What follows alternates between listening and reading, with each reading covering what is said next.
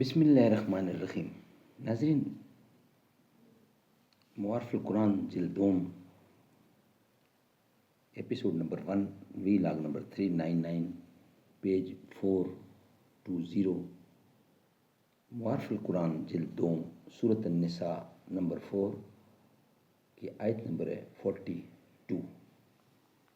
ہم آپ کے سامنے رکھ رہے ہیں روزانہ کی بنیاد پر قرآن کریم کا ترجمہ، تشریح، تفسیر اور تلاوت کلام پاک. ناظرین، یہ ہے کتاب جس کا ٹائٹل ہے معارف القرآن جلد نمبر 2، سورۃ آل عمران سے لے کر سورۃ النساء تک، پارہ نمبر 3 کا رکوع نمبر 9 سے لے کر پارہ نمبر 6 کا رکوع نمبر 4. رائٹر اس کتاب کے ہیں حضرت مولانا مفتی محمد شفیع صاحب عثمانی رحمۃ اللہ علیہ، مفتی اعظم پاکستان. نحمده ونصلي على رسوله الكريم. بسم الله الرحمن الرحيم. خيركم من تعلم القرآن وعلمه. بہترین لوگ وہ ہیں جو خود بھی قرآن پڑھیں، دوسروں کو پڑھائیں، سکھائیں اور لکھائیں. گرچہ تو زندانی اسباب ہے، قلب کو لیکن ذرا آزاد رکھ. عقل کو تنقید سے فرصت نہیں، عشق پر اعمال کی بنیاد رکھ. اے مسلمان، ہر گھڑی پیش نظر آیت لا یخلف المیعاد رکھ. یہ لسان العصر کا پیغام ہے، ان وعد اللہ حق یاد رکھ.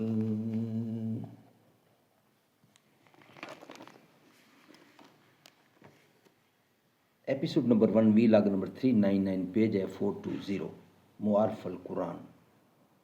بخاری شریف میں روایت ہے، حضور اقدس صلی اللہ علیہ وسلم نے عبداللہ بن مسعود سے فرمایا کہ مجھے قرآن سناؤ. حضرت عبداللہ رضی اللہ نے عرض کیا، آپ مجھ سے سننا چاہتے ہیں حالانکہ قرآن آپ ہی پر نازل ہوا ہے؟ آپ نے فرمایا، ہاں پڑھو. میں نے سورہ نساء کی تلاوت شروع کر دی، اور جب فَكَيْفَ إِذَا جِئْنَا مِنْ كُلِّ أُمَّةٍ بِشَهِيدٍ پر پہنچا تو آپ صلی اللہ علیہ وسلم نے فرمایا کہ اب بس کرو. اور جب میں نے آپ کی طرف نظر اٹھا کر دیکھا تو آپ کی مبارک آنکھوں سے آنسو بہہ رہے تھے. علامہ قسطلانی لکھتے ہیں، حضور اقدس صلی اللہ علیہ وسلم کو اس آیت سے آخرت کا منظر مستحضر ہو گیا اور اپنی امت کو کوتاہ عمل اور بے عمل لوگوں کی بابت خیال آیا، اس لیے آنسو مبارک جاری ہو گئے. فائدہ: بعض حضرات نے فرمایا ہے کہ ہؤلاء کا اشارہ زمانہ رسالت میں موجود کفار و منافقین کی طرف ہے، اور بعض فرماتے ہیں کہ قیامت تک کی پوری امت کی طرف اشارہ ہے، اس لیے کہ بعض روایات سے معلوم ہوتا ہے کہ آپ کی امت کے اعمال آپ پر پیش ہوتے رہتے ہیں.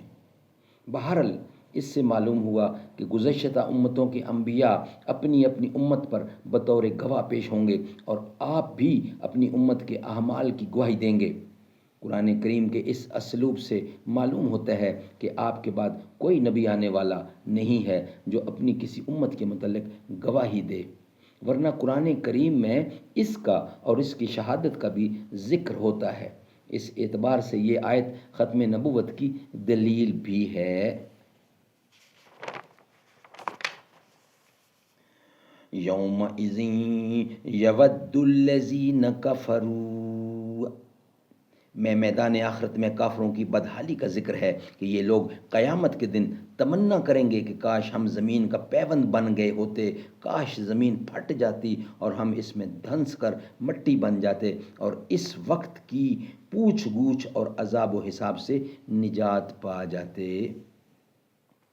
ناظرین، میدان حشر میں جب کفار دیکھیں گے کہ تمام جانور ایک دوسرے کے مظالم کا بدلہ دینے کے بعد مٹی بنا دیے گئے تو ان کو حسرت ہوگی اور تمنا کریں گے کہ کاش ہم بھی مٹی ہو جاتے، جیسا کہ سورت نبا میں فرمایا وَيَقُولُ الْكَافِرُ يَا لَيْتَنِي كُنْتُ تُرَابًا، آخر میں فرمایا وَلَا يَكْتُمُونَ اللَّهَ حَدِيثًا، یعنی یہ کفار اپنے عقائد و اعمال سے متعلق کچھ بھی پوشیدہ نہ رکھ سکیں گے، اور ان کے اپنے ہاتھ پیر اقرار کریں گے، انبیاء گواہی دیں گے، اور اعمال ناموں میں بھی سب کچھ موجود ہوگا۔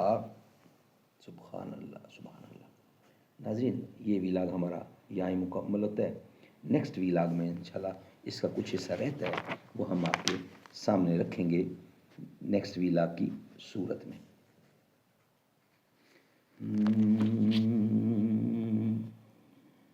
میرے سینے کی دھڑکن ہے، میرے سینے کی دھڑکن ہے، میری آنکھوں کے تارے ہیں، سہارا بے سہاروں کا نبی کے وہ دلارے ہیں، سمجھ کر تم فقط اپنا انہیں تقسیم نہ کرنا، علی جتنے تمہارے ہیں علی اتنے ہمارے ہیں، فلک سے جو اتر آیا زمیں کا وہ ستارہ ہے، جسے سمجھا نہیں کوئی خدا کا وہ اشارہ ہے، نبی نور خدا ہے تو علی نور نبی سمجھو، نہ اس سے کم گوارا تھا نہ اس سے کم گوارا ہے،